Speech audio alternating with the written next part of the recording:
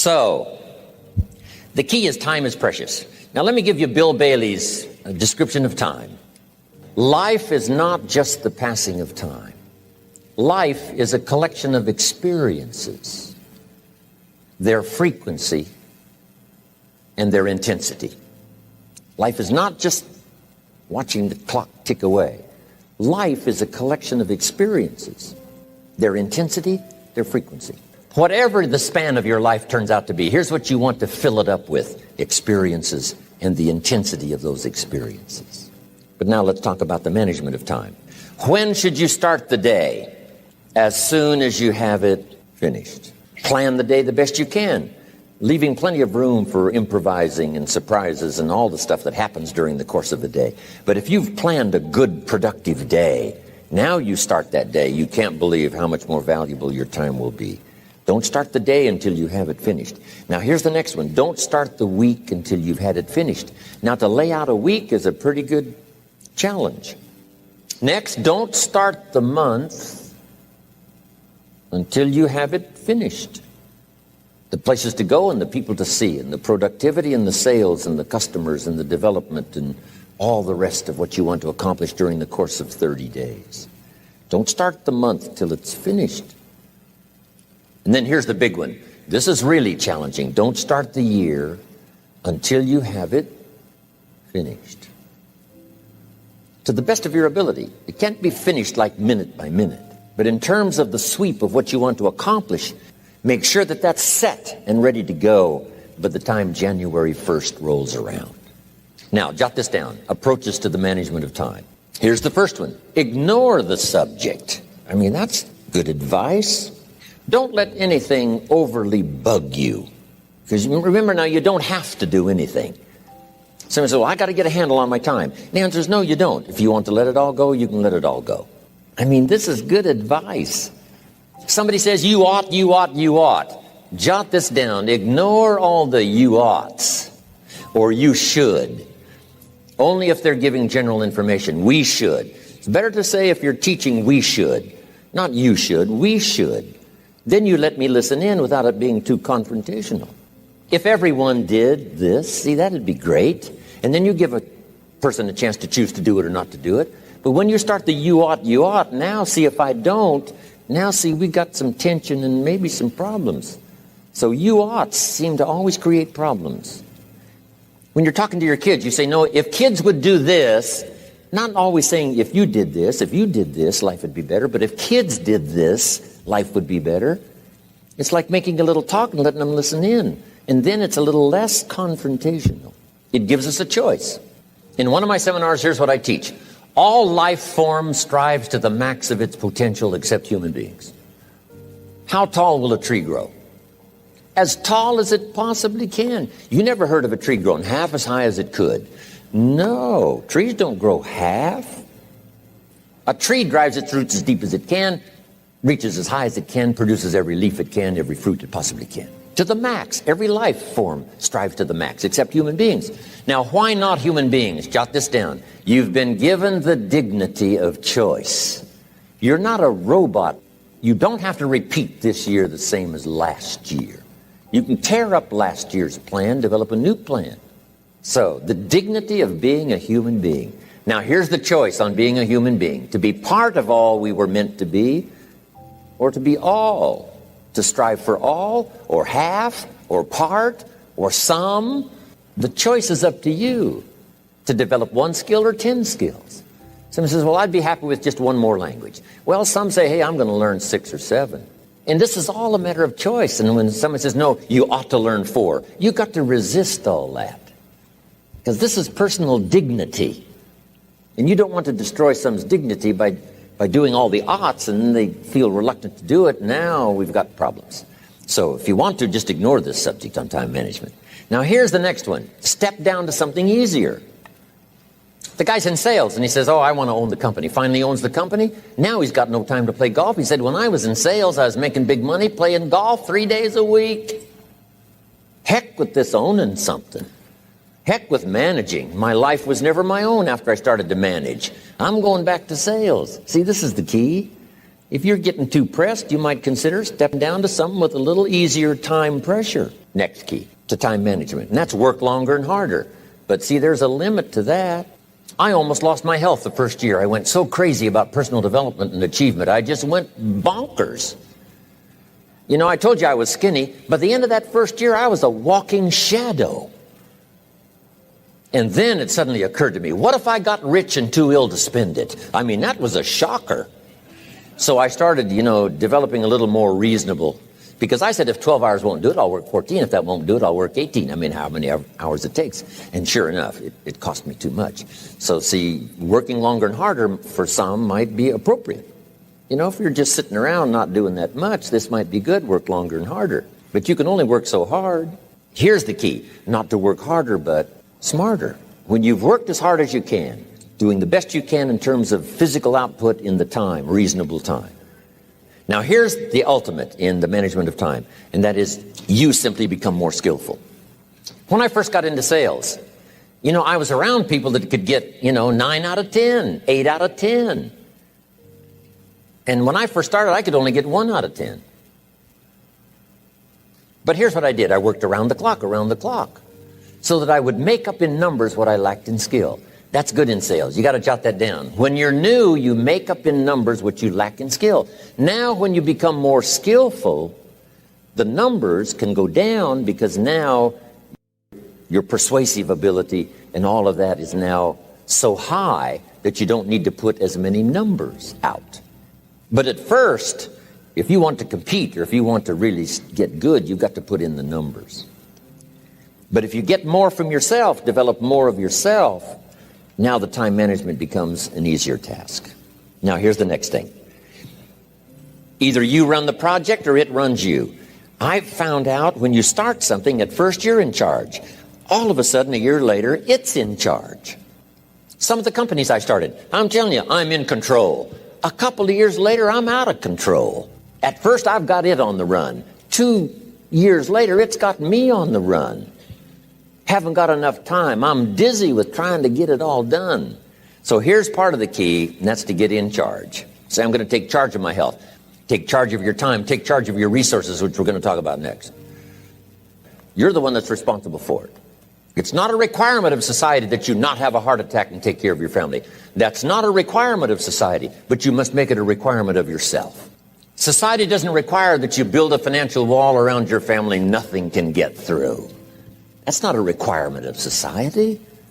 It's a requirement you impose on yourself to build a financial wall around your family nothing can get through. So impose on yourself this self-development of being in charge, taking charge of your life and your health and your future and your responsibilities and all the rest. Next, reasonable time is enough time to achieve all of your goals. Just jot that down. Reasonable time is enough time. I had to learn that. Reasonable time is enough time. Here's why. It's not the hours you put in, it's what you put in the hours. If you start depositing greater ideas into the hours you've got later than now, I'm telling you later, you can't believe the productivity that will flow. The ideas you can't think of now, a year from now, they'll start to flow. And when you deposit those ideas in the hours you've got, productivity multiplies by 2, 3, 5, 10. Next, time management essential. We've already covered the first one, a written set of goals. And then do priorities on your goals. What's important this week? What's important this month? Here's the next one. Often review. Just go over your goals to make sure that your list is working for you. It's got you inspired. It's got you turned on. Somebody says, how come you're up so early? Say, if you were headed where I'm headed, you'd be up early too. If you were going to meet who I'm going to meet, you'd be up early. If it was going to stack up for you like it's stacking up for me, you'd be getting up early. Here's some more time management essentials. Learn to study what we call majors and minors. You pick up the phone. Here's what you must say when you pick up the phone. Is this a major conversation or a minor conversation? If it's minor, a few pleasantries and you're done. If it's major, maybe you've got to make a few notes. So here's the next one. Important conversations, make an agenda before you make the call. Just jot down a little agenda. It's so easy now to just talk out of your head. Did you ever hear a conversation end like this? Let's see, there was something else. See, you don't look that swift. I can't think of it right now. I'll call you back. See, you look a little incompetent. Let's see, there was something. It escapes me right now. Really? So have you got this now? Make an agenda before you make a call if it's an important call. Now later that saves you all kinds of stuff. So what's major, what's minor? Now here's the key on this. Don't major in minor things. If you take up major time to do minor things, I'm telling you, you'll be behind the curve constantly. Here's what we learn in sales training. What's major time and what's minor time? And if you're in sales and you took a look at a week, you'd say, my gosh, I'm spending 90% of my time on the minor stuff and so little time on the major stuff in the presence of. How many hours in the presence of in my day? How many hours in the presence of during my sales week? Because the time that really counts is in the presence of majors and minors. Here's another key time management essential. Don't mistake movement for achievement. It's easy to get faked out by being busy. Guy comes home at night all exhausted, falls in the chair and says, oh, I've been going. Here's the big question. Doing what? It's not the going. Some people are going, and they're doing figure eights. Progress is small. So don't mistake movement for achievement. Now here's a big one, concentration. I had to learn this. All those years ago, I'm in the shower trying to compose a letter. Found it turns out to be a strange letter. So here's what I learned to do. Save the work till you get to the office. Save the work till you get to the work. Don't try to get to the office on the way to work. On the way to work, enjoy the way. In the shower, enjoy the shower. Then go to work when you get to work. I found this to be helpful. Concentration. Here's another big one. Learn to say no. I'm telling you, in such a social society we have now, it's so easy to try to be a nice person saying yes to everything. Find yourself overloaded. Now you got to call and make well, gosh, all the time it takes to back out of something that you said yes to too quickly. Here's what might be better. I don't think so, but if that changes, I'll call you. Little things you can use not to overcommit yourself. My friend Ron Reynolds says, don't let your mouth overload your back. It's a good one. Now, here's a big one on time management. When you work. When you play. Don't mix the two. Don't work at play. I used to take my family to the beach and I would bring my briefcase. I learned not to do that. Or at the beach, I'm saying I should be at the office. Now my family's upset because I'm at the beach and I'm thinking office. Now when I'm at the office, I'm thinking what? I got to get my family to the beach. So things are not going too well at the office because I'm thinking beach, and things are not going too well at the beach because I'm thinking office. Here's what I learned to do. At the beach, be at the beach. At the office, be at the office. When you work. When you play. Don't mix the two. Don't work at play. Now, here's one of the most important ones. Don't play at work. Work is too serious. But I'm telling you, you got to be serious about work because you're parting with a piece of your life for the work you do. Your work costs you a piece of your life. Here's what it's called. Serious business. Not grim, not unhappy, but serious. Here's another key phrase. All work is good. You may not like your job, but if it's the stepping stones to get you to where you want to go, you got to appreciate your job. You don't have to have a passion for your job. Here's the ultimate passion. A passion for incredible success in every department of my life. That's the passion. But don't look down on some menial job you have to do to finally get you to where you want to go. No job is menial. No job is every job is noble. Training life for pay, making a contribution to society. Next, analyze how you are.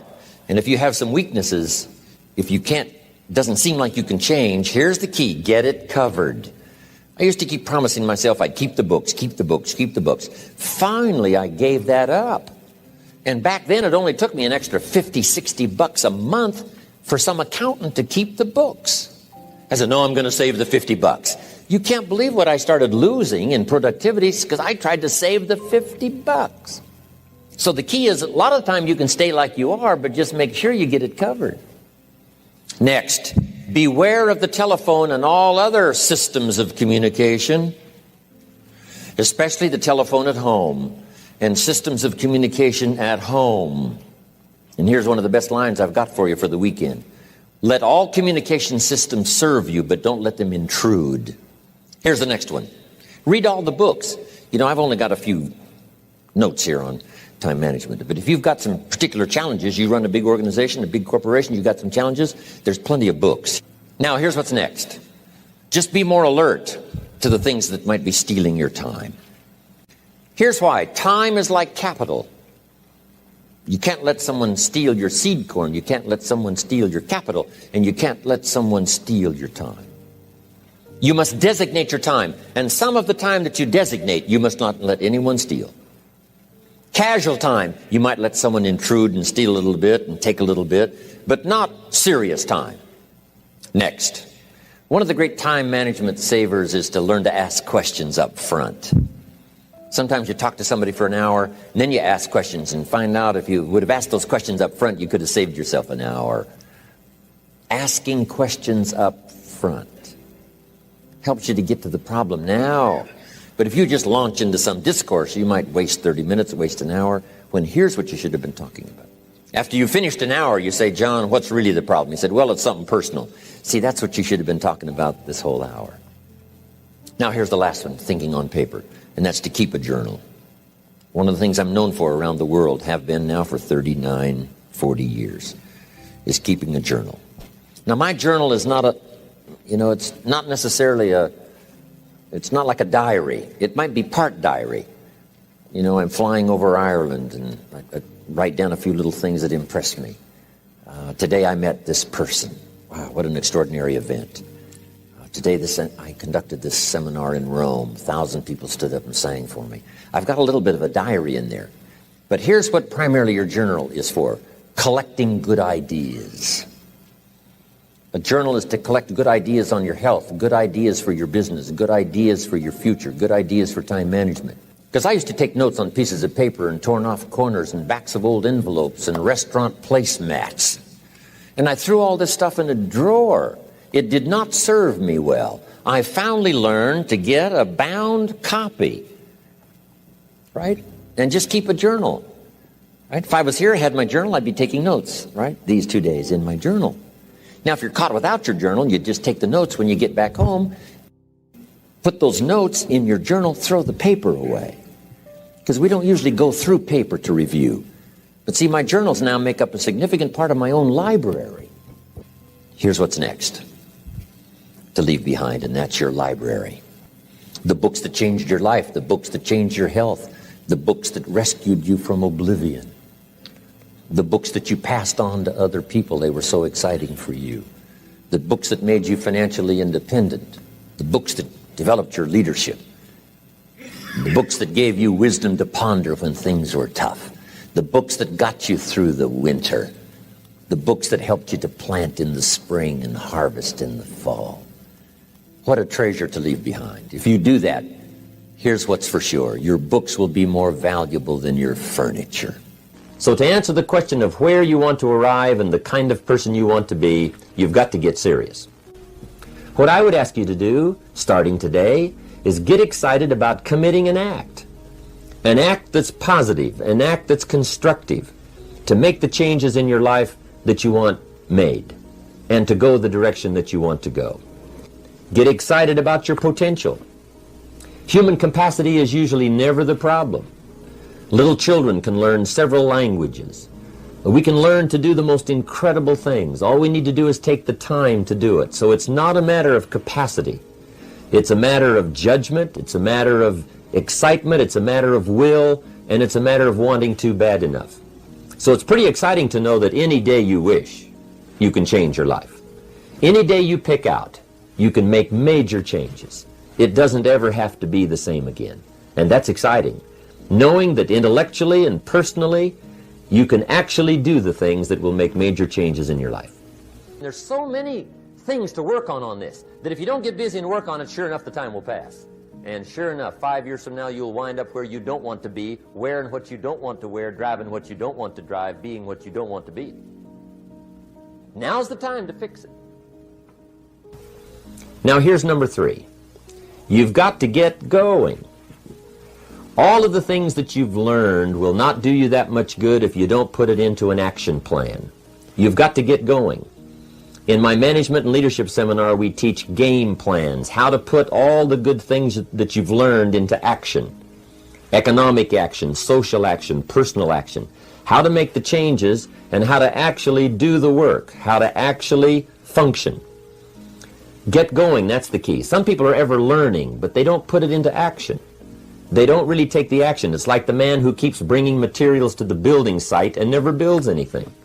He keeps bringing in the sand and the gravel and the windows and the doors and the roofing material, and he just stacks up all these supplies, but he never builds anything. See, if you do that long enough, fairly soon they'll come and take you away. You've got to do something with what you've learned. You've got to take action. You've got to get going. So that's one of the most important things to learn, how to design your days, how to design your weeks, how to design the months, so that you take the proper action to get the proper return that you're looking for, whether it's economic or personal. Get going. It's a major key. Now let me show you what triggers all emotions into activity that brings results. And results is the name of the game. Here it is. Action. Finally, you must do something about how you feel. Jesus, the master teacher, said, don't just be listeners, be doers. The world admires the doers. Whatever it takes to get you to try harder, read more, set your goals, and go for it.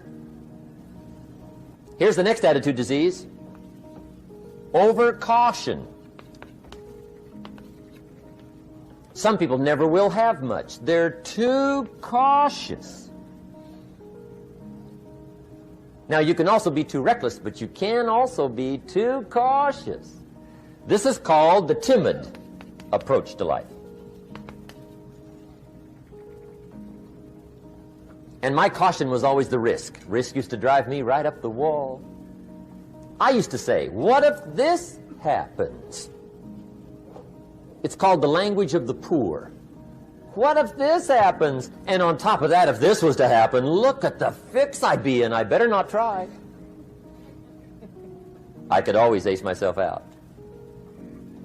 Then I'll tell you what changed my whole life when I finally discovered it's all risky.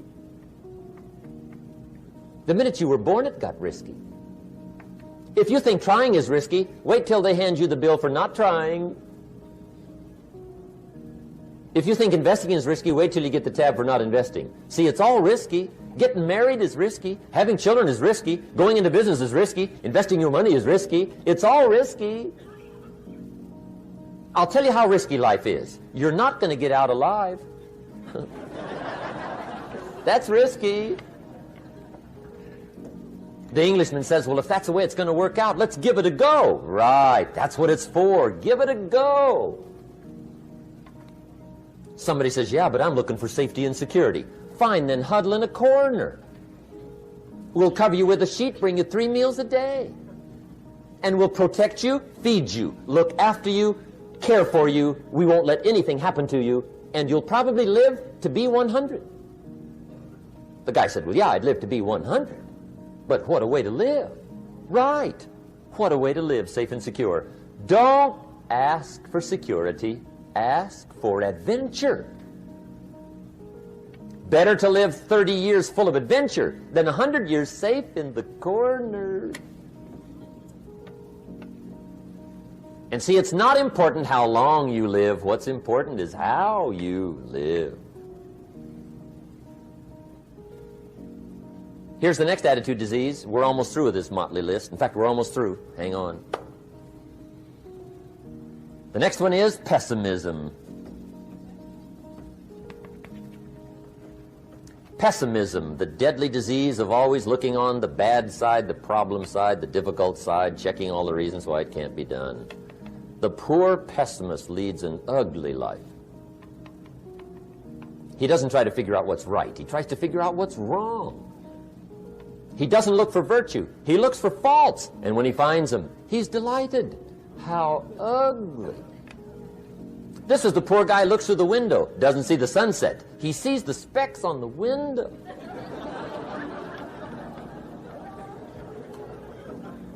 And this is the poor guy, right, who rushes up, takes such leave of his senses. This guy rushes up and he says, I've got 5 good reasons why it won't work.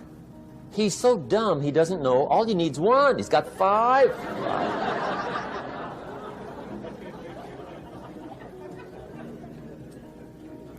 To the pessimist, the glass is always half empty. To the optimist, the glass is half full. Why would the same measure affect people 2 different ways? Answer, it all depends on how you look at it. Our lives are mostly affected by the way we think things are, not the way they are. The way we think they are affects us most. There's a subject we don't have time to get into tonight called better thinking habits. One of the major things Shove taught me when I met him, he said, poor thinking habits keeps most people poor. Not poor working habits. Most people work hard, but they don't think hard. And Shove taught me that the mind is like a factory, a mental factory. And whatever you think about all day long pours ingredients into this mental factory. And that's what builds the economic, social, financial fabric of your life.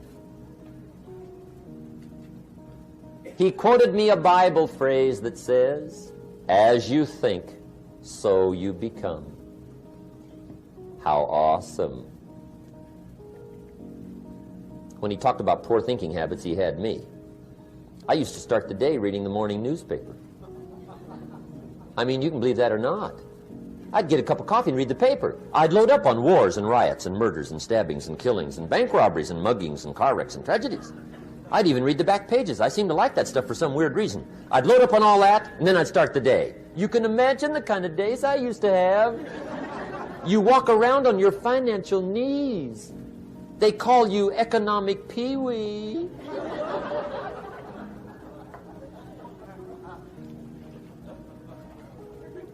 The guy says, I want to be a great leader.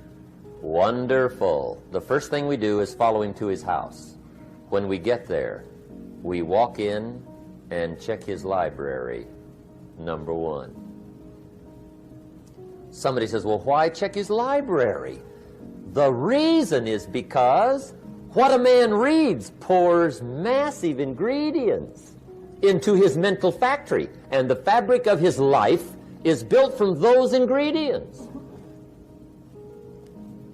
You would not believe what some people have got in their house to read. You would not believe. One of the best dressed up words I know for a lot of it is trash.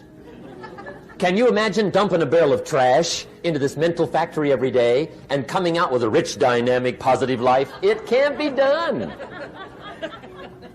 You might as well try making a cake with cement. The kids back in Danbury, Connecticut, high school, they're asking me questions one day. I'm talking to the kids. Kids got good questions these days. One of them said to me, Mr. Rohn, how do you build the good life? I said, it's simple.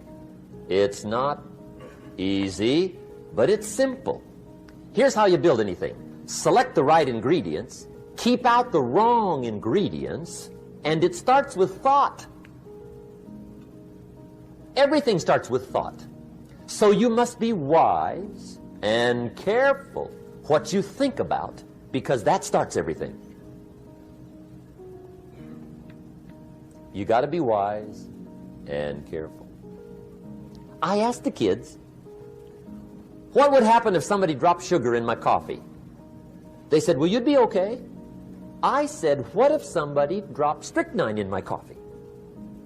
They said, well, you'd be dead.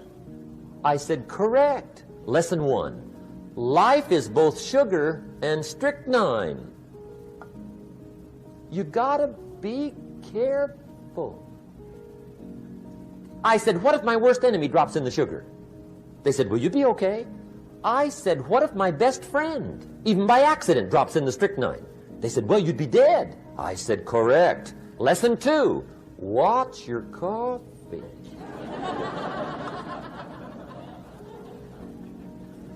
You got to be careful. See, it doesn't matter who hands you the bad stuff.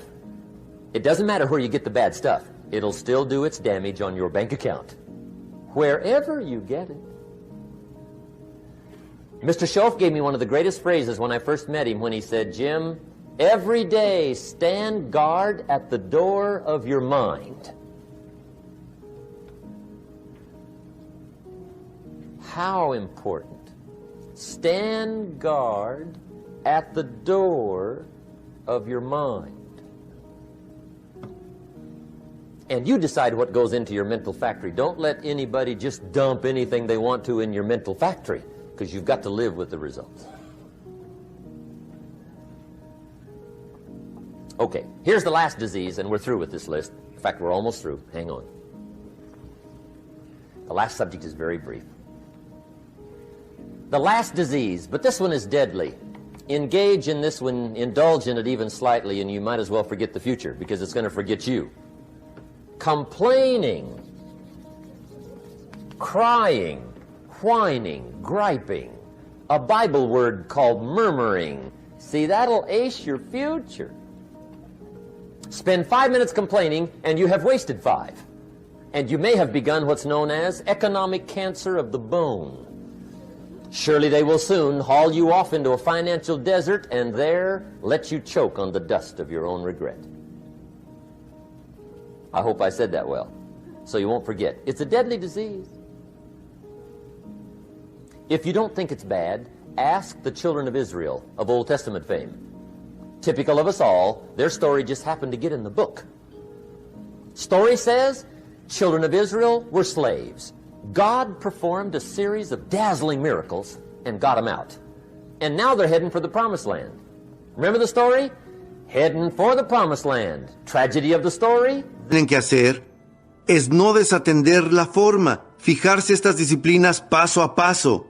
No permitan que nadie se las quite. Sigan de cerca los números y ustedes podrán alejarse de las sombras y entrar en la luz. Dejar que sus vidas se vuelvan poderosas y valiosas y únicas y que tengan todos los patrimonios que puedan manejar en sus vidas, tanto ustedes como sus familias y sus tesoros y sus emprendimientos. Y eso es lo que les deseo a todos ustedes. Bueno, mi último comentario para terminar. Si me lo permiten, les diré unas palabras personales. Pidan la ayuda de Dios. Es una cuestión personal. No les pido que crean en mi filosofía, pero a todos nos viene bien recibir algo de ayuda, creo. Pero claro, uno tiene que hacer su parte. De eso se trata realmente esta sociedad, y es sobre eso que hablé día a día en este seminario, cumpliendo con su parte y mi parte. Recuerden la historia sobre el hombre que tomó una pila de rocas y en un par de años la convirtió en un hermoso jardín. Y algunos años después, un hombre recorrió el jardín y pensó que era fabuloso, pero quiso asegurarse de que el jardinero no recibiera todo el crédito. Así que cuando tuvo la oportunidad de conocerlo, después de la recorrida, le dio la mano y dijo, «Señor jardinero, usted y el buen Dios tienen aquí un hermoso jardín». Directo para señalar su punto. El jardinero contestó, «Hey, entiendo su punto. Si no fuera por las semillas y el suelo y el milagro de las estaciones y el sol y la lluvia», dijo, «seguramente aquí no habría ningún jardín». Pero agregó, «¿Sabe? Usted debería haber visto este lugar hace algunos años, cuando Dios se ocupaba de todo solo». Me gusta esa parte, y el motivo es que tenemos que desempeñar nuestra parte para ayudar a que se cumplan nuestros propios milagros. Y espero que todo lo que hoy compartí con ustedes les haya dado una comprensión un poco mejor sobre cómo realizar esos milagros en sus vidas. Adiós. Que Dios los bendiga. Gracias por haber venido hoy.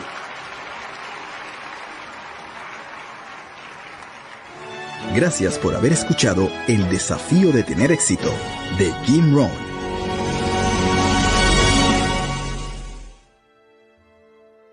Existe una historia de la Biblia que enseña la ley de los promedios. Es una historia interesante llamada la parábola del sembrador, la historia del sembrador. Y si no la leyeron últimamente, se trata de una historia muy interesante de leer. Es un estupendo ejemplo de la ley de los promedios. Esta parábola del sembrador. El sembrador, antiguamente, era el tipo que plantaba los cultivos. Lo llamaban sembrador, sí. Todos preparaban el terreno. No sé cómo hacían para prepararlo, sí, pero todos preparaban el terreno. Y este tipo, el que llamaban el sembrador, plantaba los cultivos y usaba una enorme bolsa con semillas. Caminaba por el campo y Sí, sembraba las semillas y plantaba los cultivos. Lo llamaban sembrador. Ahora, la historia del sembrador es una típica historia de vida y de personas y de resultados y de lo que uno puede esperar. ¿Sí? Y uno tiene que dejar que lo obvio se convierta en su mejor maestro. Cuando uno lee la historia del sembrador, se encuentra algunos puntos muy interesantes. Primero, el sembrador era un hombre sabio. Y cuando uno lee la historia completa, llega a la conclusión de que el sembrador era un hombre sabio. Y esto es una gran ventaja. Uno no quiere enviar a un tonto a plantar la cosecha, ¿sí? Pasaríamos hambre en otoño. El siguiente punto en la historia es que el sembrador tenía semillas excelentes. ¡Excelentes! La historia dice que él era el mejor. No se conformaba con algo barato y de segunda calidad. El tercer punto en la historia es que era sumamente ambicioso. Y cuando uno lee la historia completa, llega a la conclusión de que este hombre era ambicioso, que es una cualidad admirable. Ambición. Y luego fue a trabajar. El tipo dice, sabía que en algún lugar habría una complicación. Seguramente ahí es donde esté, ¿verdad? El tipo va a trabajar. La historia habla de este sembrador con excelentes semillas, sumamente ambicioso, con oportunidades que lo rodeaban por donde mirase, tenía la capacidad, tenía las semillas, todo estaba preparado, y comienza a sembrar para tener algunos resultados. Lo que es interesante en la historia es lo que le pasó. Es una típica historia de vida, pero es fascinante. La historia dice esto. El hombre comienza a sembrar las semillas temprano por la mañana, pero la primera parte de las semillas que siembra cae al borde del camino y los pájaros se las comen.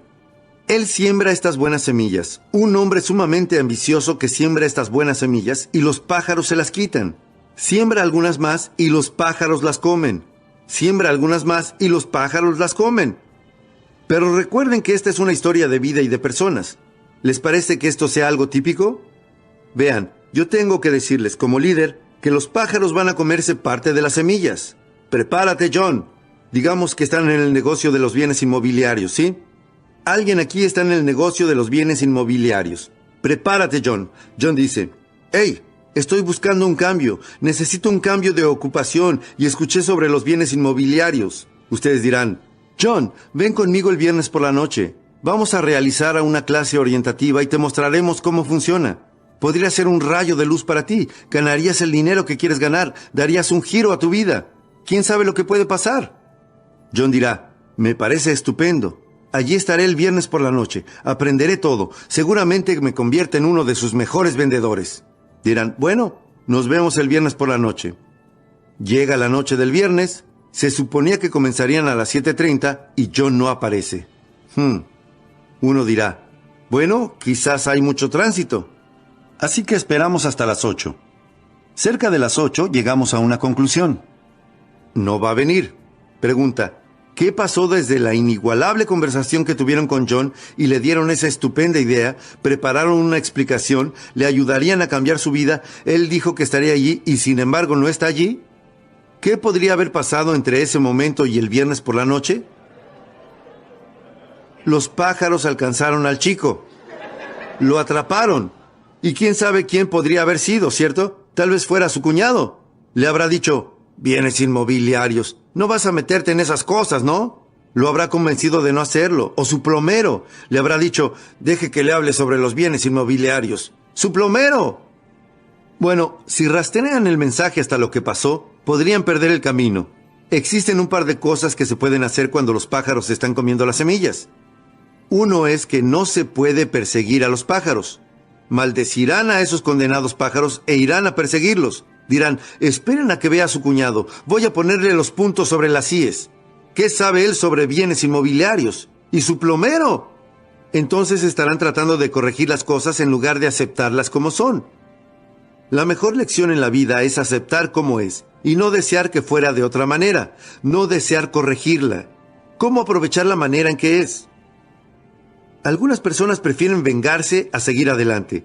Se desvían de su camino. Verán, si están persiguiendo pájaros, tendrán que abandonar el campo. Ya no estarán sembrando. Y sus posibilidades disminuirán en lugar de aumentar. Hay cosas que uno no trata de solucionar. Hay cosas que se deben ignorar. La historia dice que este sabio sembrador hizo lo siguiente. Dice que ignoró a los pájaros y siguió sembrando. Muy listo. Hay cosas que uno tiene que aceptar. Así son las cosas. Así que siguió sembrando. Y la clave es que si uno sigue sembrando, podrá sembrar más de lo que los pájaros puedan comer. Pero los pájaros son parte de la vida. Y no me pregunten por qué. Yo no soy el que lo dispuso. Yo no sé. Simplemente así son las cosas. Así que siguió sembrando. Bueno, la historia dice que el sembrador siguió sembrando. Y las semillas cayeron en terreno poco profundo. Terreno rocoso, donde no podían entrar. Y dice que esta vez las plantitas comenzaron a crecer. Los pájaros no las comieron, pero el primer día de calor, estas plantitas se marchitaron y murieron. ¡Qué desilusión!, ¿no? Pero eso seguramente pase. Esta vez, uno está reclutando a John.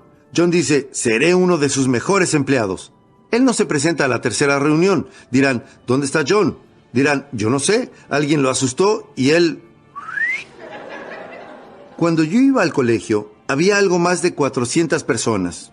No, sí, había algo más de 400 personas en primer año y 150 en el último año. ¿Eso es inusual? Verán, siempre hay más personas en los primeros años que en los siguientes. ¿Cómo se llama eso? La ley de los promedios. La vida se cobra una cuota inevitable. Todos deberían quedarse hasta el final, ¿verdad? Tal vez deberían, pero no lo hacen. Y hay que aprender a tomarse eso con calma, si no, perderán el camino, se tropezarán, se frustrarán, confundirán su comprensión de la vida y no sabrán lo que pasa. Hay que entender que a veces las semillas caen en terreno poco profundo, y no dice qué hay que hacer con el terreno poco profundo, simplemente dice que así son las cosas. Y tenemos la tendencia a decir, el mes pasado creía que John era algo seguro, pero lo seguro es lo que pasó. Seguramente estén desilusionados. Dejen que les cuente.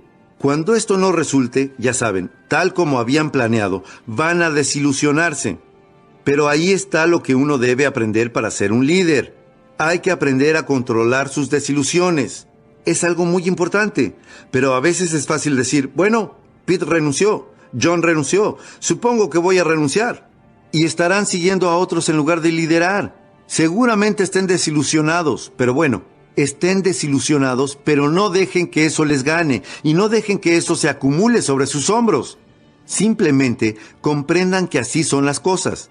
Desearía que se hubiese quedado, pero le deseo lo mejor donde sea que vaya. No duró en el trabajo, pero ¿y eso qué? Así es la vida.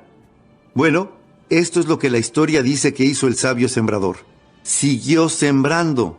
Muy listo. Y dice que las semillas cayeron en un terreno espinoso. El tipo dirá, bueno, ¿cuánta mala suerte se puede tener? Bien, aguarden. Todavía no es el final de la historia.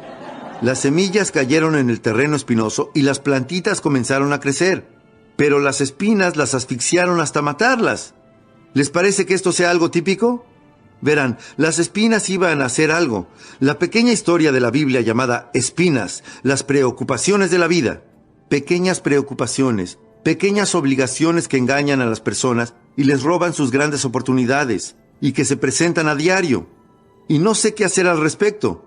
Llamo a John y le digo, John, ¿dónde estuviste anoche? Teníamos una reunión. John responde, bueno, no puedo reunirme. Digo, ¿por qué no? John responde, bueno, tengo que hacer muchas otras cosas. Digo, ¿cuáles? No creerán la lista que me mencionó John de lo que tuvo que hacer anoche. La valla del patio se estaba cayendo y los perros iban a escaparse. No se puede dejar que los perros anden sueltos. El mosquitero se había salido de los goznes. No se puede dejar que las cosas se vengan abajo. Hay que tomarse el tiempo para repararlas. Había bastante basura apilada en el garaje y no se puede dejar que una montaña de basura ocupe tu casa. Hay que tomarse el tiempo para tirar todas esas cosas. Todo por teléfono. Y puedo escuchar cómo el teléfono comienza a hacer ¡ah! Las personas dejan que las pequeñeces las engañen y les roben sus grandes oportunidades. Algunas personas tienen la increíble habilidad de agrandar cosas menores. Fui con mi auto por esta pequeña comunidad. John estaba afuera, cortando el césped, maldiciendo las malezas, la cara roja y al punto de explotar. Me detuve y salí del auto y le dije, John, ¿qué estás haciendo? Me contestó, ¿qué parece que estoy haciendo? Estoy cortando este maldito césped. Le dije, John, hay un montón de chicos en el vecindario que podrían cortar tu césped. Dijo, sí, pero quieren que les pague $5. Lo cortaré yo mismo, lo cortaré. Número 1. Debería existir alguna ley para impedir que a los chicos del vecindario les roben $5. Esa sería toda una ley. Pero el peor robo es dejar que las pequeñeces le roben a uno sus oportunidades más importantes. Culpa de las espinas, de las preocupaciones. ¿Pero qué se puede hacer al respecto? Bien, yo solía dar clases sobre cómo no permitir que las espinas lleguen a las semillas. Pero no resultó. Es decir, esas clases no eran de ayuda. La historia dice que este hombre sabio hizo lo siguiente. Siguió sembrando. Muy listo. Él comprendía la ley de los promedios. Seguir sembrando. La gente buena no se capacita para ser buena, se encuentra. Uno no necesita mucha capacitación para la gente buena. Encuentren gente buena. Y la historia dice finalmente que las semillas cayeron en un buen terreno. Eso dice. Alguien dirá, ¿cómo se encuentra un buen terreno? La respuesta es cuando uno sigue buscando. Uno se dará cuenta cuando aparezca. Uno no tendrá que convertir algo malo en bueno. Uno se dará cuenta de que algo es bueno cuando aparezca. E incluso cuando el terreno es bueno. La historia dice que el terreno bueno produjo el 30%. Parte de él produjo el 60%. Y parte de él produjo el 100%. Incluso en terreno bueno. ¿Cómo se llama eso? La ley de los promedios, de las proporciones, donde aplica en todas partes. And Shoaff taught me that the mind is like a factory, a mental factory. And whatever you think about all day long pours ingredients into this mental factory. And that's what builds the economic, social, financial fabric of your life. Our lives are mostly affected by the way we think things are, not the way they are. The way we think they are affects us most. He quoted me a Bible phrase that says, as you think, so you become. When he talked about poor thinking habits, he had me. I used to start the day reading the morning newspaper. I mean, you can believe that or not. I'd get a cup of coffee and read the paper. I'd load up on wars and riots and murders and stabbings and killings and bank robberies and muggings and car wrecks and tragedies. I'd even read the back pages. I seem to like that stuff for some weird reason. I'd load up on all that, and then I'd start the day. You can imagine the kind of days I used to have. You walk around on your financial knees. Kids got good questions these days. One of them said to me, Mr. Rohn, how do you build the good life? I said, it's simple. It's not easy, but it's simple. Here's how you build anything. Select the right ingredients, keep out the wrong ingredients, and it starts with thought. Everything starts with thought. So you must be wise and careful what you think about, because that starts everything. And you decide what goes into your mental factory. Don't let anybody just dump anything they want to in your mental factory, because you've got to live with the results. The guy says, I want to be a great leader. Wonderful. The first thing we do is follow him to his house. When we get there, we walk in and check his library, number one. Somebody says, well, why check his library? The reason is because what a man reads pours massive ingredients into his mental factory, and the fabric of his life is built from those ingredients. You would not believe what some people have got in their house to read. You would not believe. One of the best dressed up words I know for a lot of it is trash. Can you imagine dumping a barrel of trash into this mental factory every day and coming out with a rich, dynamic, positive life? It can't be done. Now, you don't have to read or listen to educational cassettes half the night. Although if you're broke, it's a good place to start. But here is all I ask, just 30 minutes a day. That's all. Stretch it to an hour if you can, but at least 30 minutes. Half rich isn't bad. 30 minutes. Hear or read something challenging, something instructional, at least 30 minutes a day. And here's the next key. Every day. Don't miss. Miss a meal, but not your 30 minutes. Hey, you can get along without some meals, but you can't get along without some ideas, examples, and inspiration. How easy is it to get up in the morning when you know you're not doing all that it takes? It's not very easy at all. You can just lay there awake thinking, oh, what's a few more minutes in bed? It won't matter much anyway. Wrong. It does matter. It will matter. Now, how easy is it to get up in the morning when you're pouring it on, doing the best you can, anxious to get going, make progress toward your dreams? It's a whole different story. When you're resting to renew your reserves, it's much different than resting to avoid your day. When you're psyched up and excited for your life, when you're excited for what you've planned to accomplish for the day, it's amazing. You'll wake up before the alarm clock even tries to startle you awake. Your successes fuel your ambition. Your successes give you extra energy. Your successes pave the way for more successes. It's the snowball effect. With one success, you're excited to meet another, and another, and another. And pretty soon, the disciplines that were so difficult in the beginning, the disciplines that got you going, are now part of your philosophy. How do you know when you're successful? Do you have to be a millionaire? No. All we ask of you is that you earn all you possibly can. If you earn $10,000 a year and that's the best you can do, that's enough. God and everything else will see to it that you're okay. The key is to just do the best you can. If it's $10,000 a year, wonderful. If it's $100,000 a year, wonderful. If it's $1 million a year, wonderful.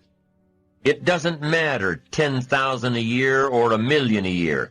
It doesn't matter as long as you've done the best you possibly can. Earn the most you possibly can. Be the most you possibly can. And here's why. The essence of life is growth. The essence of life is growth, to do the best you can. We keep growing until we're done. Get around successful people and listen. Now, you can also learn from unsuccessful people. Take notes on both, negative and positive. On the negative, the notes are called What Not to Do. And you got to learn what not to do as well as what to do. So learn from the negative as well as the positive. Find out what poor people read and don't read it. But now you can also learn from the positive. Get around successful people. Listen to what they say. Listen to how they say it. It's important. We've all got about 16 waking hours. Practice listening those 16 hours.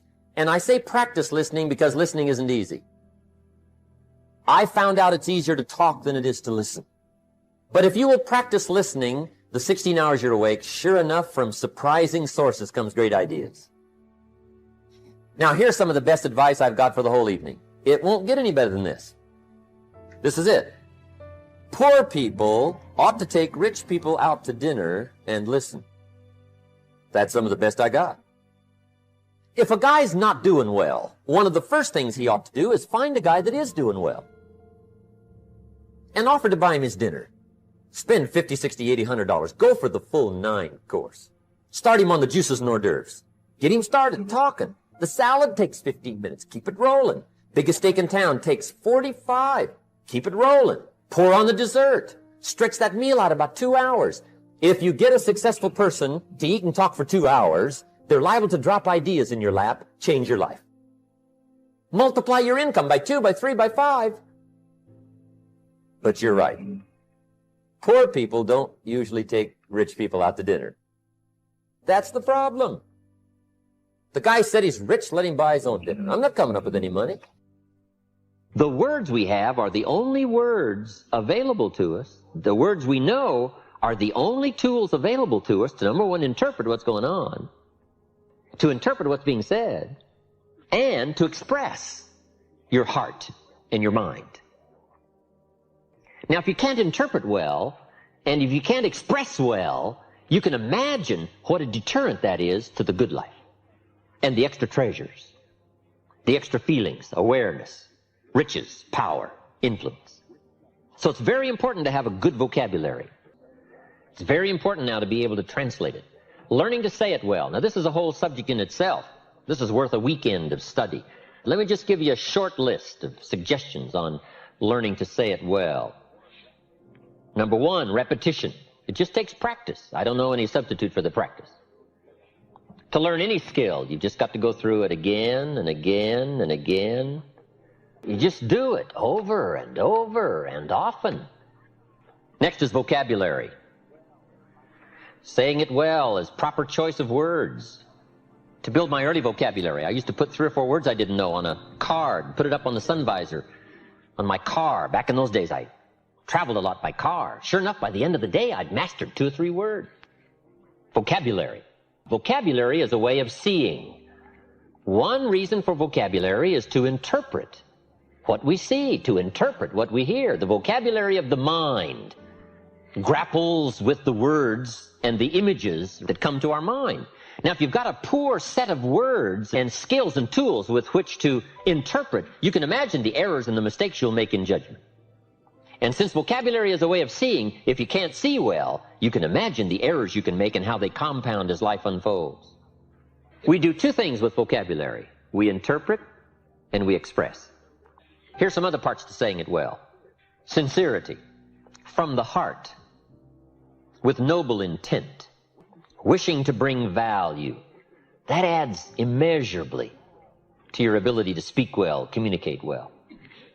There's no substitute for sincerity. I can forgive you for a mistake in judgment, but I can't forgive you for a mistake in intent. Next key part to saying it well, brevity. Part of the key is to be brief. You can't linger too long, I've discovered in my lecturing and speaking around the world. You can't linger too long on any one point.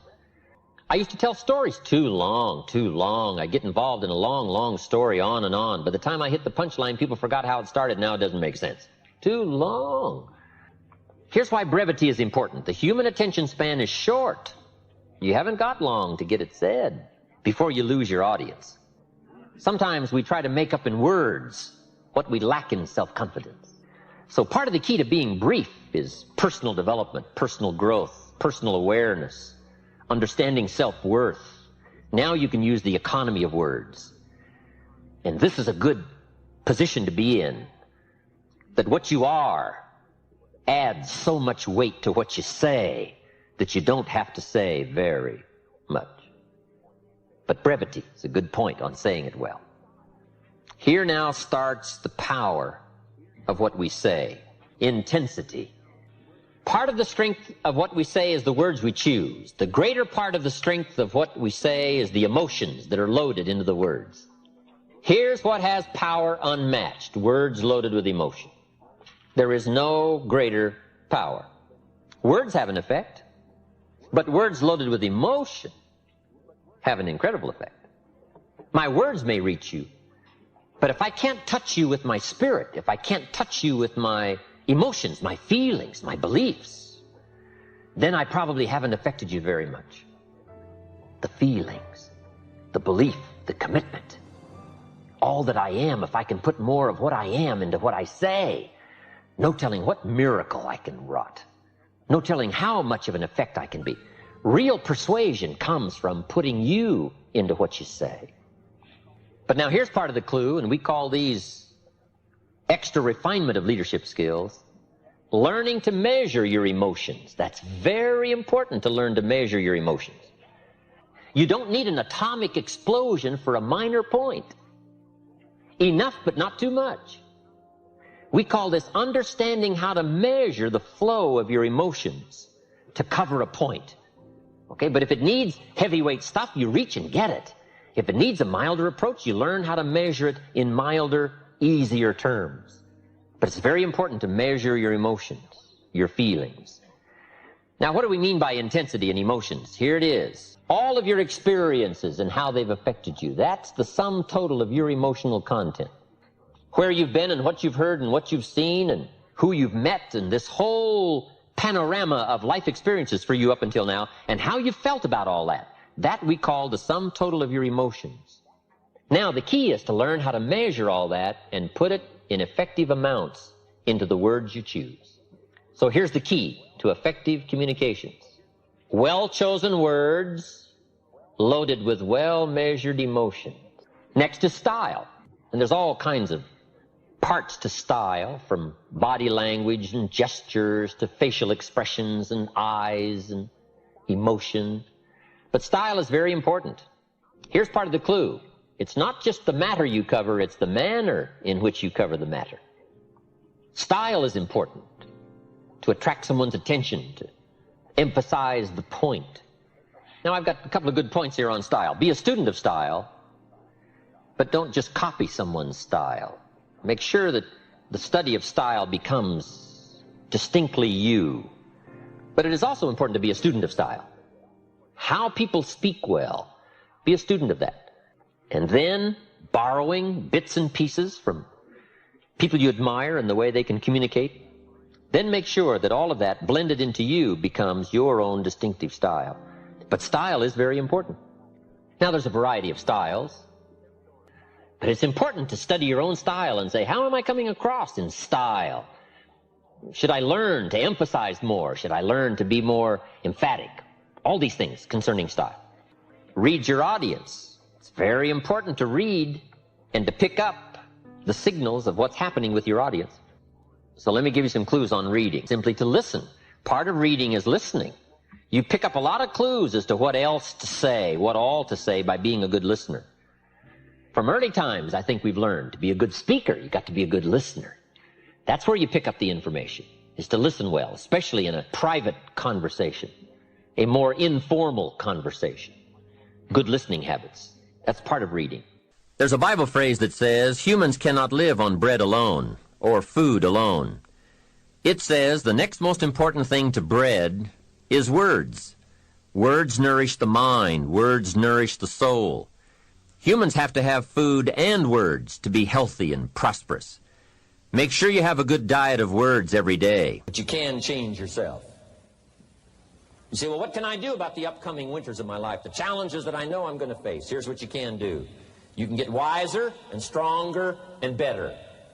Just make a list of that trio of words. Wiser, stronger, and better. Go home smarter than you came. Go home with more ideas than you came with. Next, get stronger. You can develop the muscle. You can develop the courage muscle. You can develop the inspiration muscle. You can develop the dedication muscle. You can get stronger. There isn't anybody here that can't get stronger. Next time we see you, may not even recognize you. How strong you're going to be able to become in language, in style, in personality, the ability to cope, the ability to handle with anything that happens, no matter what happens. And the third one is get better. We can all get better. I've gotten better. First talk I gave, I stood up, my mind sat back down. But here's the secret to my success. I stood up and did it again. I stood up and I did it again. And I did it again, and I did it again all those many years ago. I did it when I was scared, and I did it when I didn't want to, and I did it when I was ill. And I did it when it didn't work well, and I did it when they didn't appreciate it, and I didn't a lot of times when I didn't know much what I was doing. I just did it anyway. And now, all these years later, I'm asked to walk on this stage with the greatest introduction I've ever had, greatest response and welcome I've ever had, the greatest opportunity I've ever had to touch this many lives with a mixture of words and heart and soul. I got better.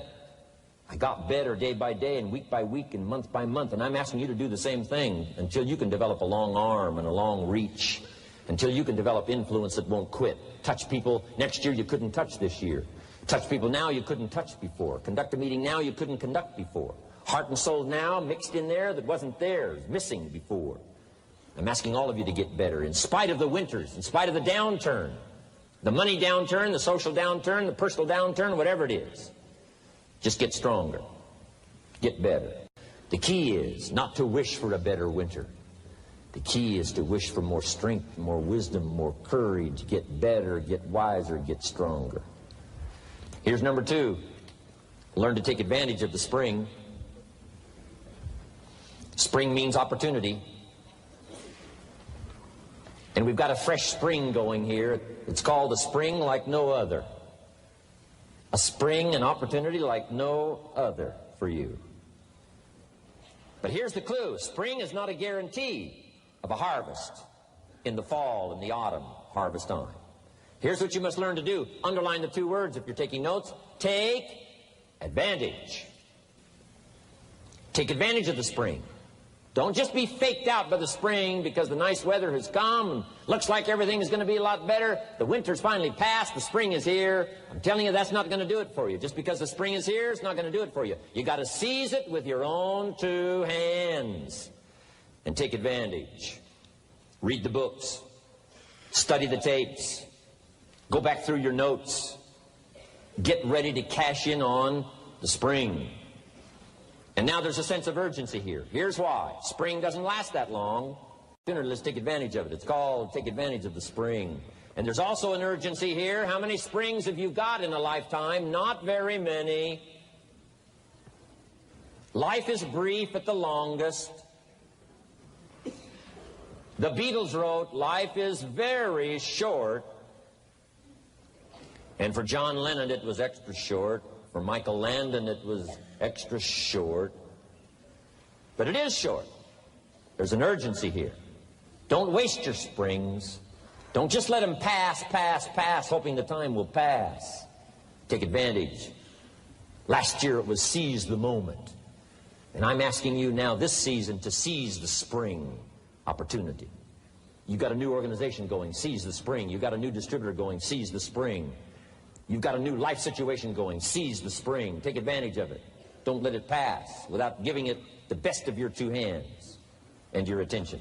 Number 3, first, learn how to handle the winter. Second, take advantage of the spring. Number 3, in the summer, learn to nourish and protect. We've got some major challenges now come summertime. One is to nourish our values, take care of them, feed them. Don't let them go hungry. Don't let them go wanting in nourishment and care. And then here's something else we've got to do in the summer. Defend ourselves against the enemies. Summertime is a unique time. It's a time of opportunity. It's also a time of challenge. But whatever threatens you, I'm asking you to threaten it back.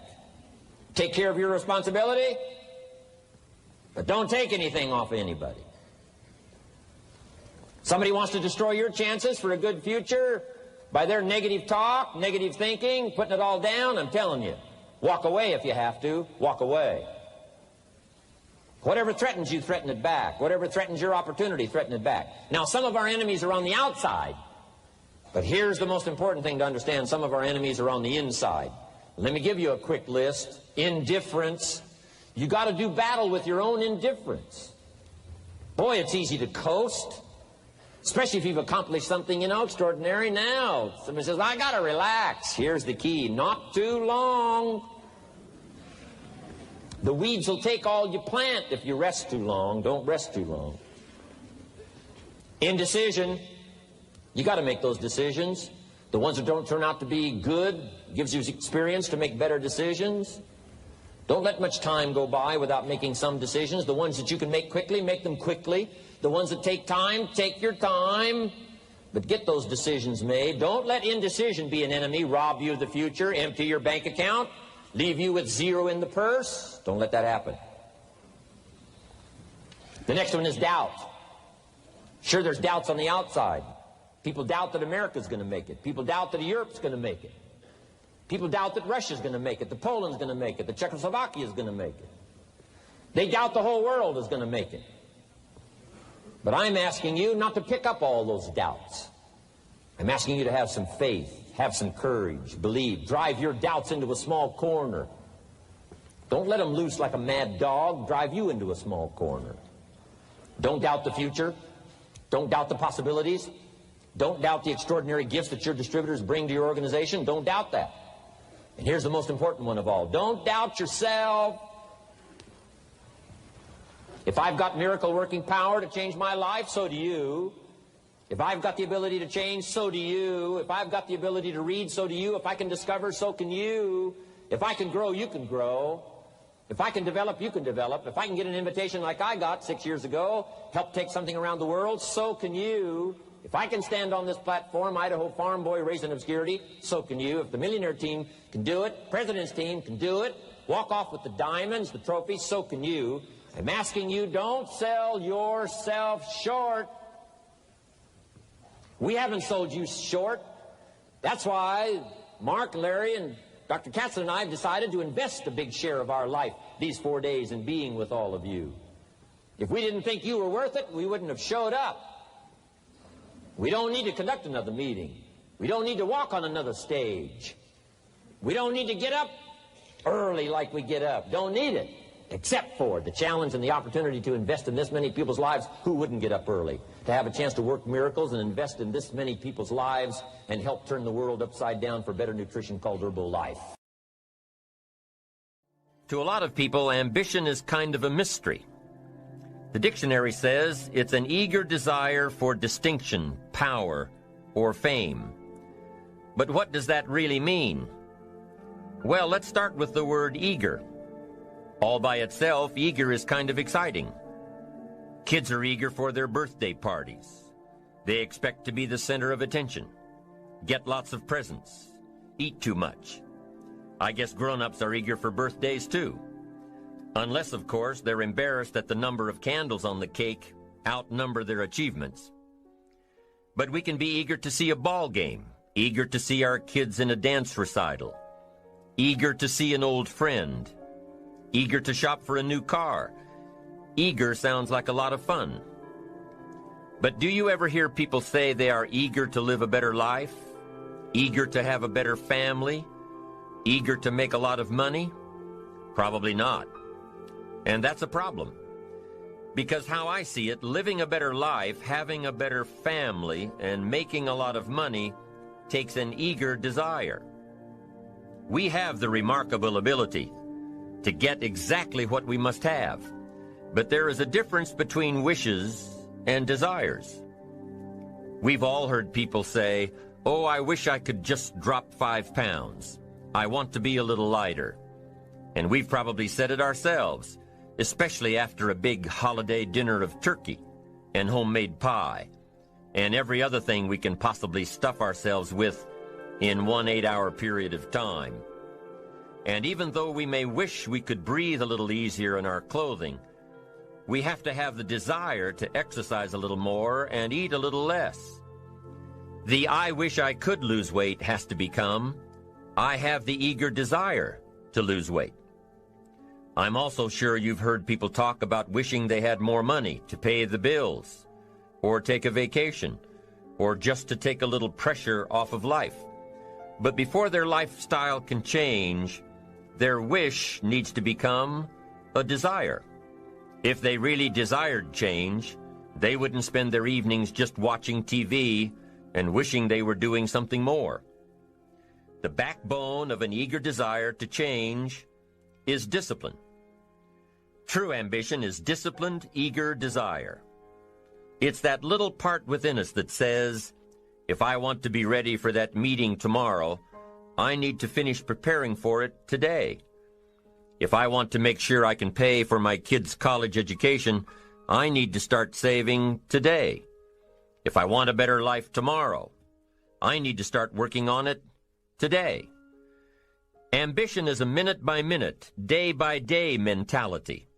To have the ambition to work towards a better family life, a newer car, a bigger house, a financially secure future, you have to live it every moment. If living a successful life was easy, I'm sure more people would be successful. If just being ambitious was enough, I'm sure all of the broke and perplexed people in the world wouldn't be broke and perplexed. While most people spend most of their lives struggling to earn a living, a much smaller number seem to have everything going their way. Instead of just earning a living, the smaller group is busily working at building and enjoying a fortune. Everything just seems to work out for them.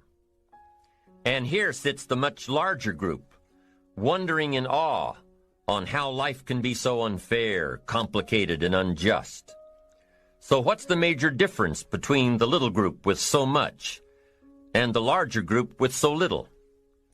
Despite all the factors that affect our lives, like the kind of parents we have, the schools we attended, the part of the country we grew up in, none has as much potential power for doing good as the ability to dream. Dreams are a projection of the kind of life we want to lead. Dreams can drive you. Dreams can make you skip over obstacles. When we allow our dreams to pull us, they unleash a creative force that can overpower everything in our way. To unleash this power, though, your dreams must be well defined. A fuzzy future has little pull power. Well-defined dreams are not fuzzy. Wishes are fuzzy. To really achieve your dreams, to really have your future plans pull you, your dreams must be vivid. One of the issues Mr. James dealt with in his lifetime was, what does it mean to be a success, a significant person? After years of pondering this question, William James described success as a combination of two things. Number one, an inner ideal which is followed persistently with courage. And number two, outer achievement related to that ideal. Let's go back to number one, an inner ideal which is followed persistently with courage. I take that to mean defining a goal and having the resolve to complete it. No matter what, I'll do it or die. Promise yourself you'll read the books until your skills change. Go to the seminars until you get a handle on it. Do it until it makes sense. Practice it until you've got it right. Don't give up until you get where you want to be, however long that is. Step by step, piece by piece, book by book, seminar by seminar, do it until. Go for it. Until is a very important word. It's magic. It means that you'll never give up. Don't miss the chance to grow, to pay the price. Until you learn, change, grow. You'll discover some of life's great treasures when you pay that price. William James' second part to success dealt with the outer achievement related to that ideal. You need both aspects to really be a success. But what Dr. James realized about his philosophy of success was that the first part is indeed more important than the second. Going for it. As long as you're working toward your inner goal, your dream, then success is possible. But once you give up your inner vision, then you can never become successful. You never will become successful. Until doesn't even matter. Now, maybe the person who's been working on a project for 10 years can be successful in his own right, if he's honestly working toward it, doing everything to make himself worthy of reaching the dream, really happy with where he is, doing it until. Then maybe he is a success. It's a personal thing, going for it one step at a time. Going for small accomplishments along the way for however long it takes. So let's think about this for a moment. What outside evidence or results or proof can be seen when you accomplish your goals one step at a time? You'll start to see things change around you, little things, not major things, but little everyday things, things you may not even notice unless you are paying attention. If you're one of those who'd rather stay up late and get up late, only to discover that your workplace doesn't fit your schedule, and you roll out of bed cursing the alarm clock every morning, maybe you could start with the little change of going to bed half an hour earlier than normal. And maybe you'll see, in time of course, you can't train your body overnight, maybe you'll find out that you jump out of bed in a better mood, and that your day will start better, and that you'll get more done, and that the people around you that caused you problems aren't so hard to work with after all. It all starts by making one little change and adding to it every day. You see, you can't change what's going on around you without first changing what's going on within you. Start changing how you look at mornings, and sure enough, people will start changing how they look at you. When you start changing how you think, how you act, how you treat others, how you treat yourself, when you start responding instead of reacting to life, life will start responding to you. I'm telling you that you can do it with your lifestyle. You can do it with your sales career. You can do it with your management career. You can do it with any part of your life.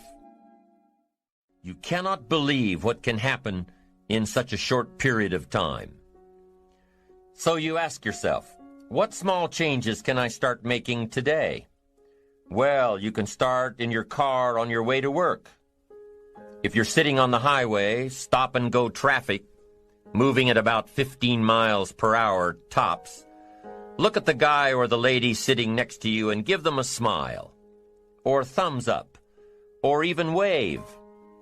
Now, some people might think you're a little strange, but hey, you'll feel better.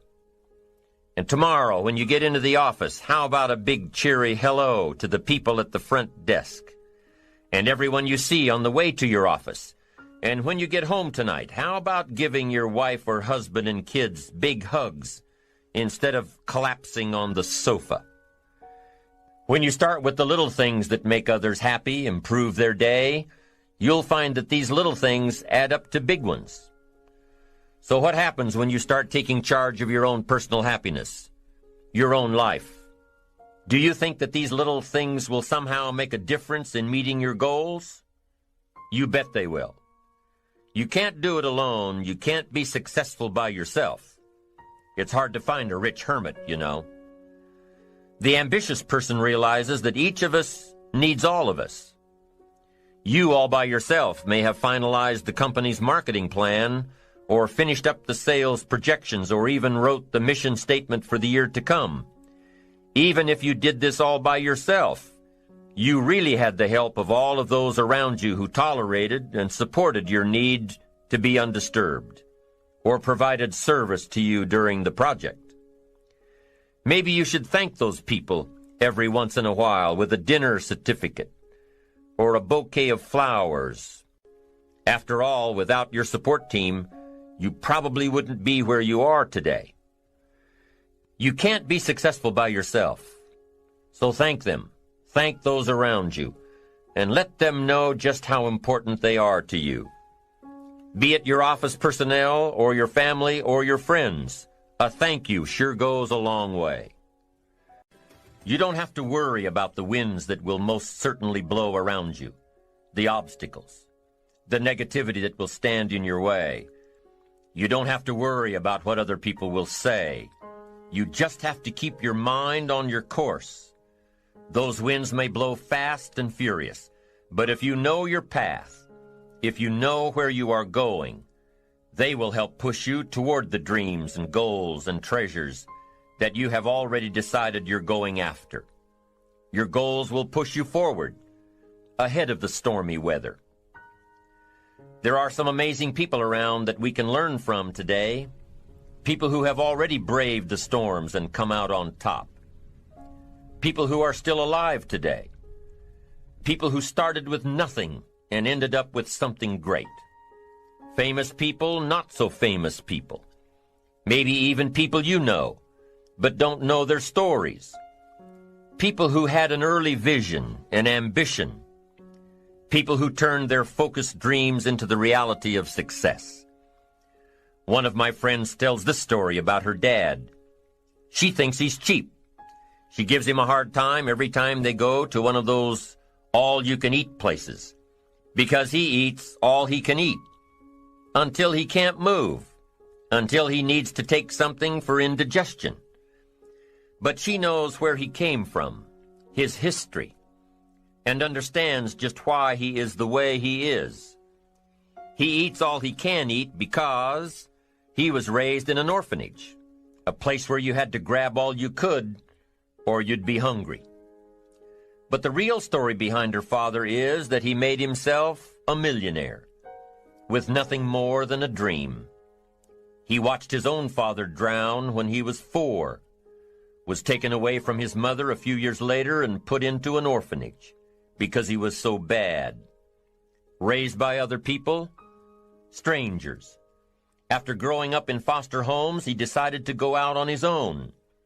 He barely finished high school, but he found a job as a vacuum cleaner salesman. He did well, really well. But the woman he loved didn't want to marry a vacuum cleaner salesman, and he really didn't want to be one, So he went to college, went on to medical school, prospered, really prospered, led a tremendously successful life as a radiologist, and is now retired, goes fishing, rides his Harley. Stories of success are all around us, everywhere. Take the time to talk to these people or read their stories. You might learn something. You might find out that they have already traveled the path you are now on. Many of these people have written books on their journeys. These books tell the stories and give the secrets that we can all learn from.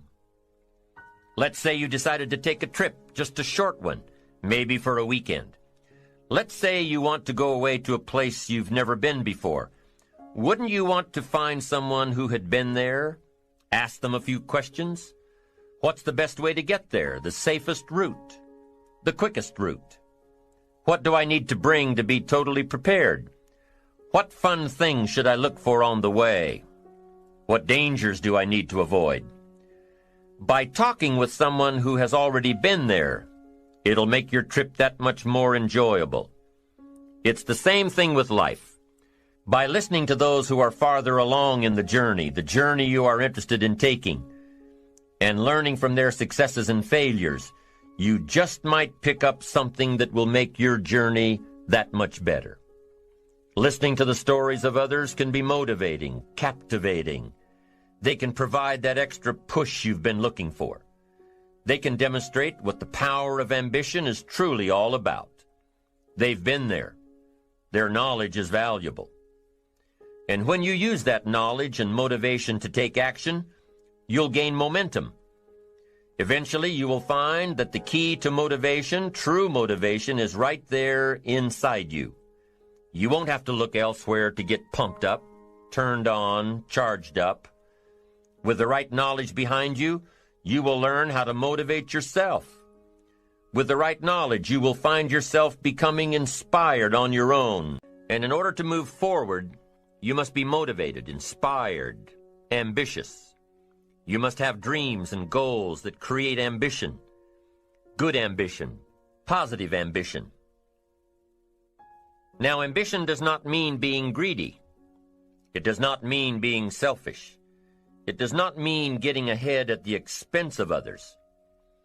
Ambition is not greed. Ambition is not avarice, an all-consuming desire for wealth. Ambition is not hoping you can win at the expense of others. Do you suppose Judas was ambitious? He ended up with 30 pieces of silver, a fortune in those days. Was Judas successful because he had all that money? No, Judas sold out. Was Judas happy when it was all over with? No. The money didn't make him happy. What he did to get the money certainly didn't make him happy. What Judas became in the pursuit of his fortune caused him to end his own life. What drove him was not ambition. Ambition is not greed. Ambition is an eager desire to achieve, an eager desire to get ahead in life, to do more for your family, to prosper in health, wealth, and relationships. Now, desire does not always translate into ambition. Desire is what you want for yourself. A bigger house, a better car, a fatter bank account, a better life. I desire to have these things. Ambition is how you get there. Desire is sometimes healthy. Desire is sometimes unhealthy.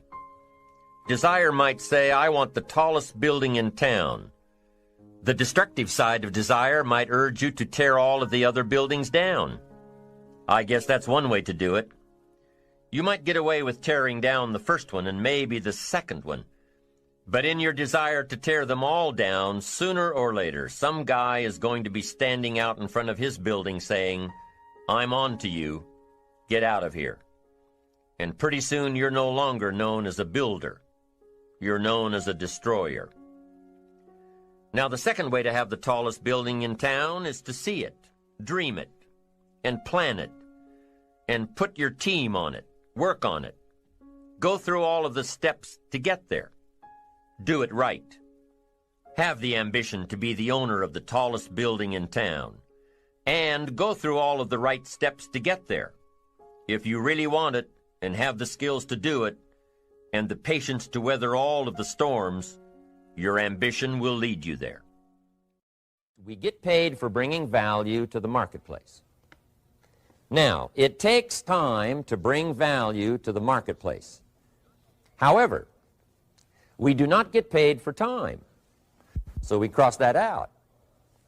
Mistakenly, the man says, I'm making about $20 for an hour. Not true. If that was true, you could just stay home, right, and have them send your money.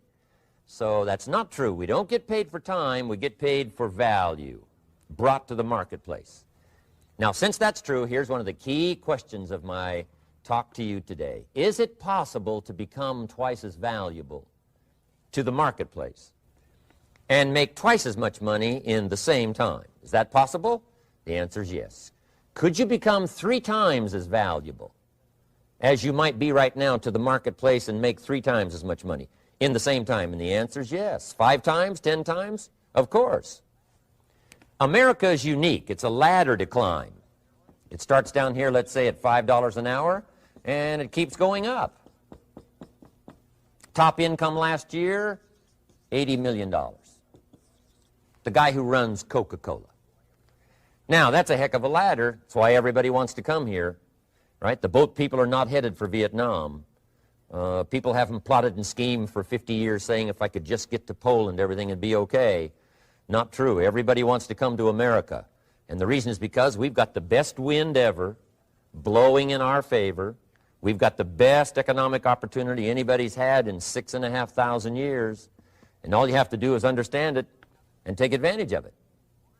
Now, there's some key questions to ask here. Why would the marketplace pay someone only $5 an hour?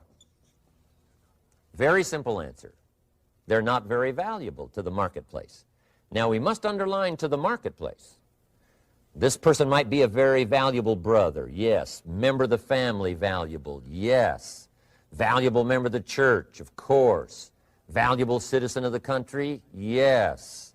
Valuable in the sight of God, no doubt. We're all of equal value in the sight of God. But if you're not very valuable to the marketplace, you don't get much money.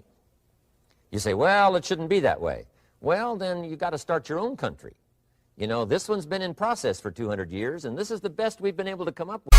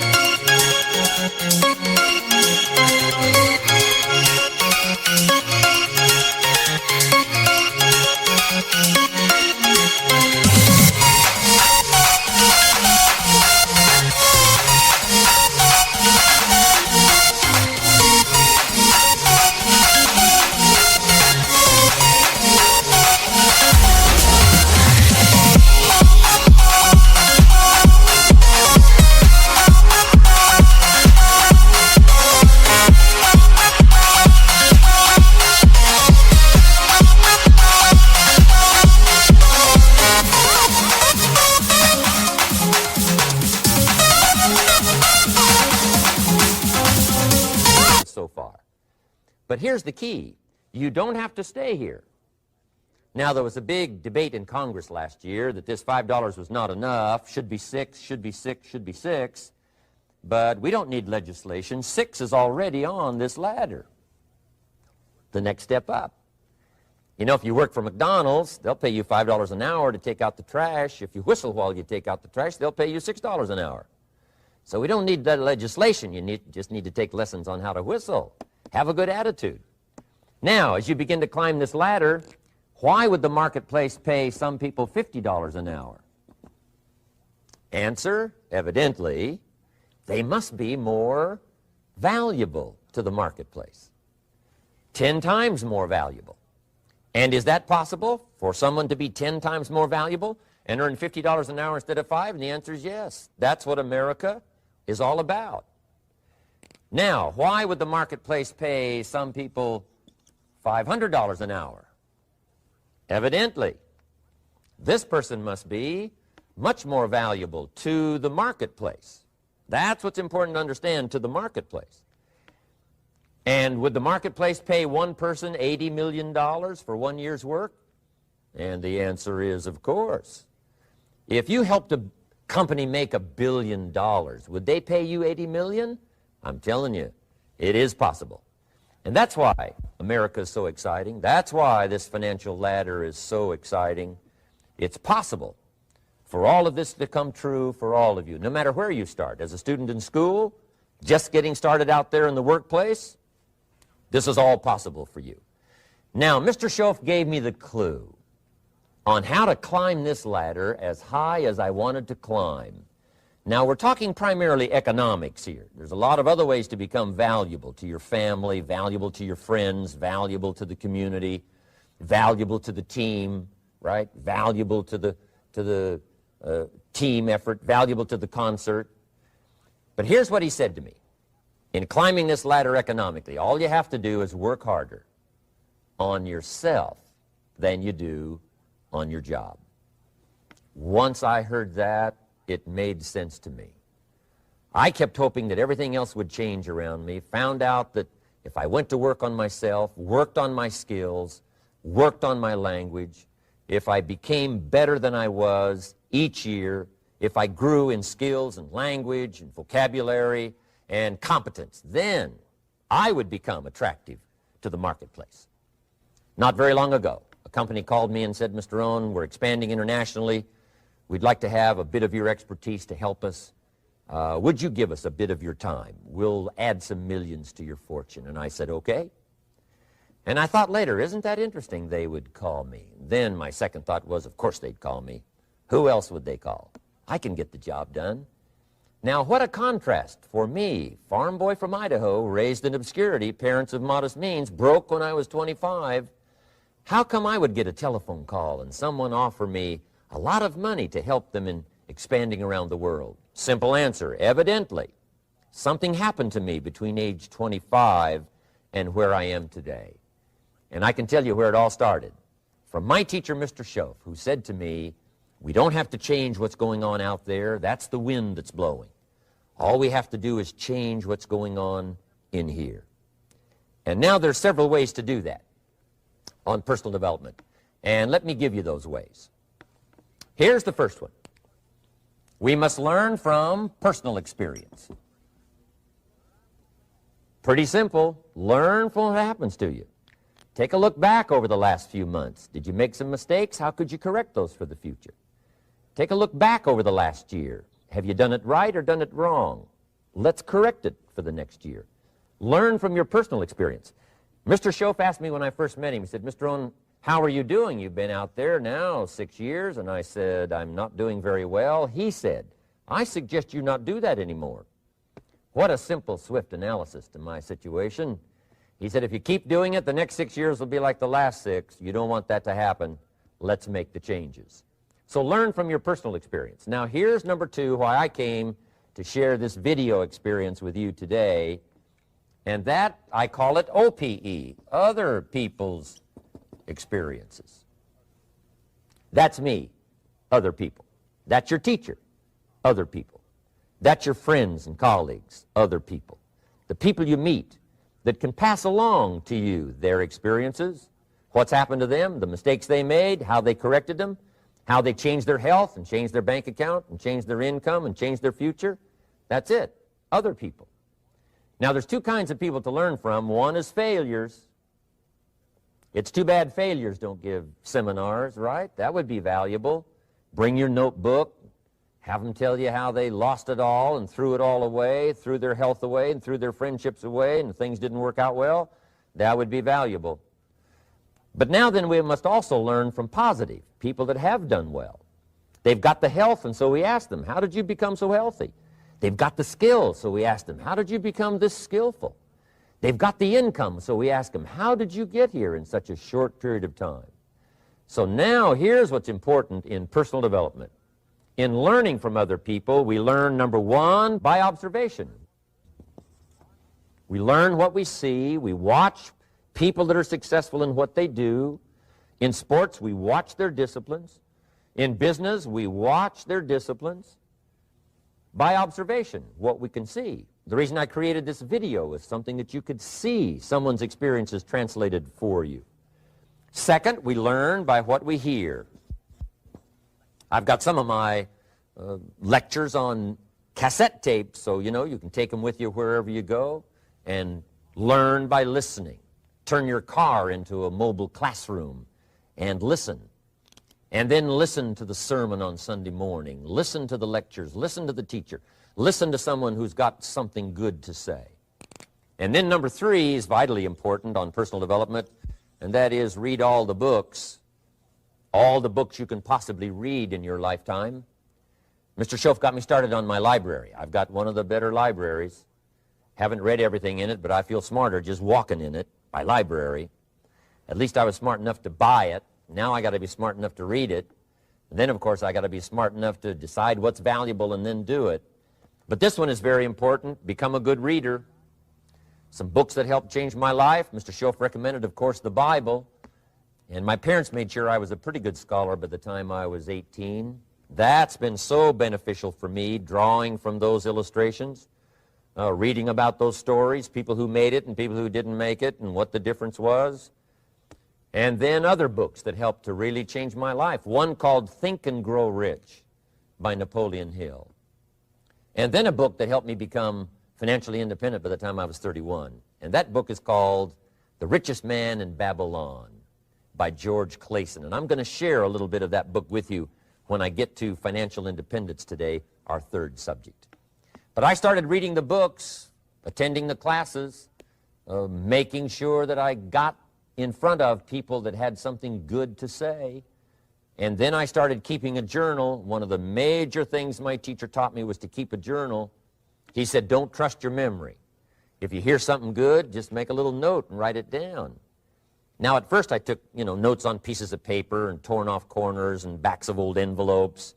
And it didn't serve me well, thrown in a drawer. Then I learned to keep a journal, a bound copy of all my notes. So I would suggest you do the same. Things that impress you, a poem that impresses you. When you attend a class, some of the ideas that impressed you, jot them down. You read something in a magazine, right? Some ideas. Take those out, put them in your journal. Keep a good journal the rest of your life. This will serve you well. My journals make up a significant portion of my own library. And if you saw my library and saw my journals, I tell you what you'd have to say. This is the library, and these are the journals of a very serious student. No wonder Mr. Rohn is invited to lecture and speak on his experiences around the world. So I want the same thing to happen to you. Value captured that you can resort to later, go back over it and review it, and let it become valuable to you. So that's my first subject, personal development. Work harder on yourself than you do on your job. Develop the skills, learn the lessons, take the classes, absorb all that is being taught to you these days. And then later on, of course, you can sort it out, what's valuable to you and how to refine it for your business and for your life and for your future. But the main thing is to get it and start this process of personal change, personal development. And let me say it one more time. If you will change, everything will change for you. You'll never be the same. You'll keep growing. As you look back on a few months, look back on a few years, you won't believe the progress you can make. Economically, your relationship with your family, your friends, and whether you're in sports or economics or whatever, I'm telling you, that whole process of committing yourself for personal change, personal value, can really make your life unique and worthwhile.